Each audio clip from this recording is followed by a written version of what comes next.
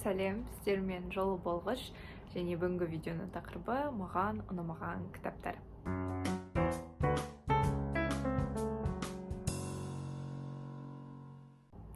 Бұл видео қысқа болатын болса, менің жауабым жоқ.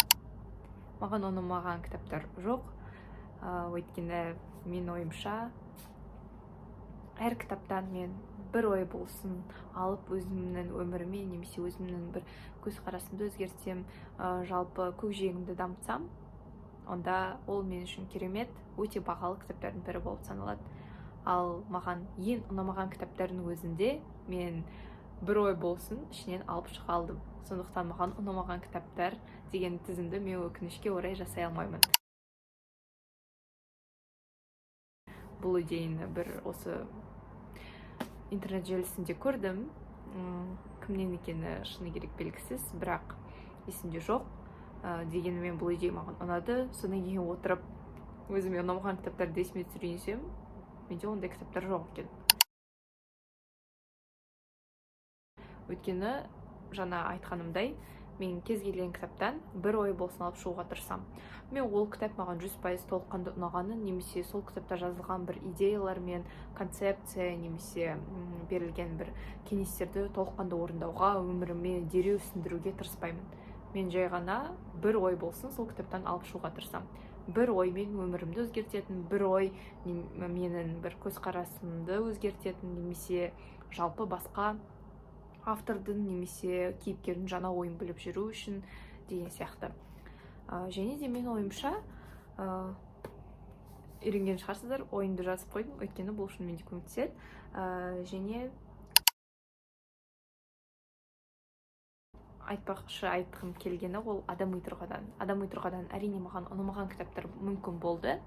Немесе бір автордың және кейіпкердің көзқарасы, менің көзқарасыммен бірдей емес, бір жаққа қарамаймыз деген сияқты. Дегенмен де менің ойымша, егер мен өзімнің ойлау деңгейімді жалпы қалай айтсам бір өзімнің адами тұрғындарымды академиялық жағынан да жалпы білімділігімді бір арттырғым келсе, онда маған ұнамайтын да көзқарастарды біле жүру, оларды қолдану және қабылдау. Сондықтан бұл видео бізде қысқа да нұсқа, бірақ бұл сұрақты мен міндетті түрде көтергім келді. Өйткені шынымен де бұндай сұрақтарды маған көп қояды, достарым да, өйткені көп кітап оқитынымды біледі де, көп кітап дегенде кімге қалай, әрине, бірақ жақсы кітап оқитынымды біледі де, осы саған барлық кітап ұнай ма, немесе оқыған кітаптардың арасында ұнамағандары да болды ма дейді. Иә, әрине, авторлардың көзқарасы бірдей емес, жаңа айтқанда кейіпкерлердің бір онша емес қылықтары, іс-әрекеттері әрине ондай болды. Бірақ дегенмен де сол кейіпкерлердің онша емес маған ұнамаған бір іс-әрекеттердің арқасында мен бір рефлексия жүргізіп, неге маған ол кейіпкердің осы іс-әрекеті ұнамады екен, немесе неге автор бұл дұрыс емес екенін біле тұра. Өйткені кейде автор дұрыс және дұрыс емес екі көзқарасты да бірге дамытады өзінің кітаптарында. Сондықтан кейде осындай ойлар туындайды, және сол рефлексияның арқасында мен ойымша тұлға ретінде де жалпы өміріме де өзімнің жаңа бір ойларды, идеяларды алып келемін. Сондықтан мен үшін ұнамаған кітап деген ондай кітаптар жоқ.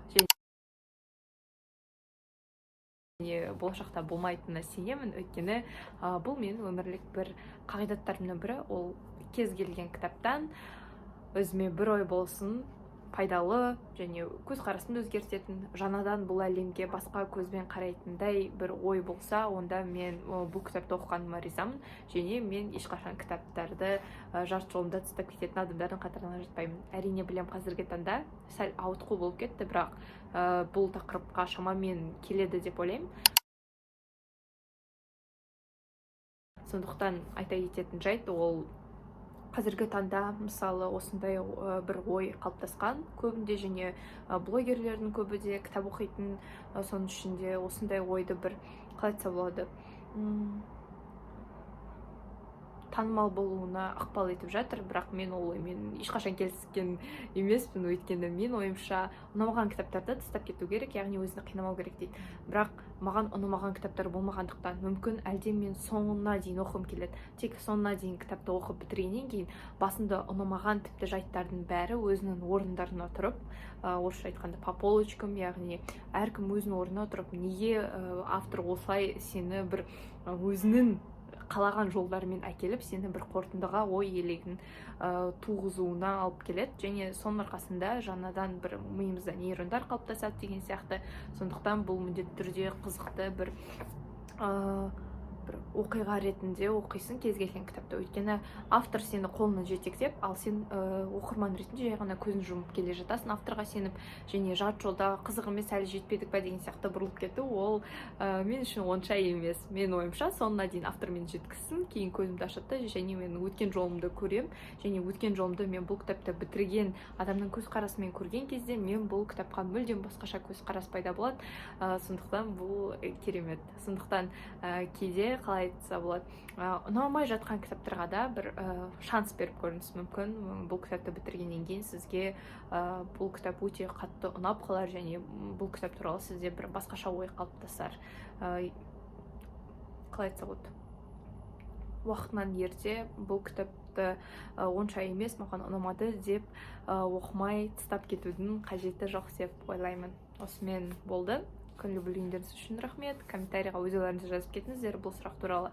Және егер сіздерге ұнамаған кітаптар болса, неліктен сол кітаптар ұнамады, жазып кетсеңіздер болады. Шынымен де бұндай ойларды маған оқу қызықты болады деп ойлаймын. Тіркеліңіздер, сау болыңыздар.